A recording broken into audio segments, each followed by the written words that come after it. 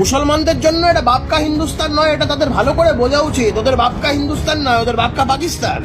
এই জেহাদিগুলোকে একদম ধরে ধরে একদম ওই পিঁপড়ের মতন টিপে যদি মারতো আমরা খুব খুশি হতাম।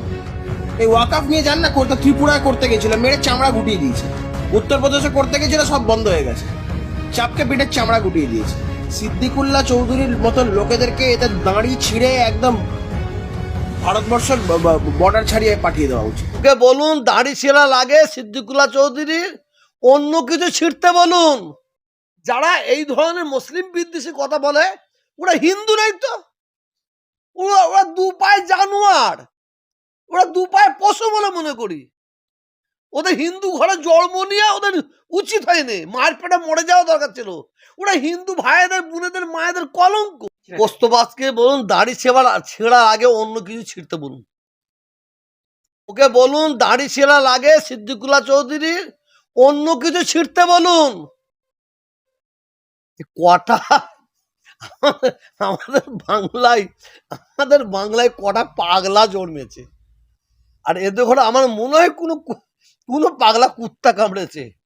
আমি মুখ্যমন্ত্রীর কাছে অনুরোধ করব, উনি যত তাড়াতাড়ি পারবেন একটা স্পেশাল পাগলা গারদ তৈরি করুক।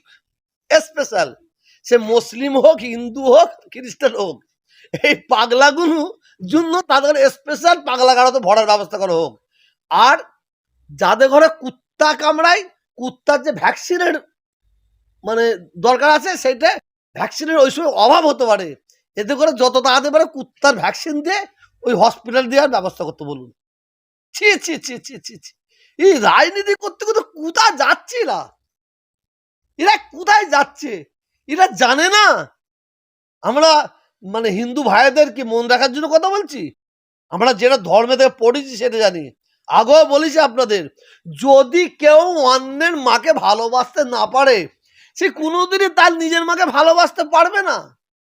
যদি কেউ অন্যের ধর্মকে শ্রদ্ধা করতে না পারে সে কোনোদিনই তার নিজের ধর্মকে শ্রদ্ধা করতে পারবে না, পারবে না কোনোদিন।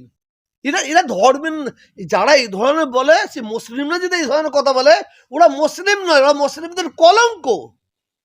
ওই ওই ওই ধরনের মুসলমানদের মায়ের পেটে মরে যাওয়া দরকার। যারা এই ধরনের মুসলিম বিদ্বেষী কথা বলে ওরা হিন্দু নাই তো, ওরা দু পায়ে জানোয়ার, ওরা দু পায়ে পশু বলে মনে করি। ওদের হিন্দু ঘরে জন্ম নিয়ে ওদের উচিত হয়নি, মায়ের পেটে মরে যাওয়া দরকার ছিল। ওরা হিন্দু ভাইদের বোনেদের মায়েদের কলঙ্ক। একটা জিনিস, এই ধরনের উস্কানো দিয়ে বাংলায় সাম্প্রদায়িক আগুন জ্বালাবার কিছু মানুষ চেষ্টা করছে।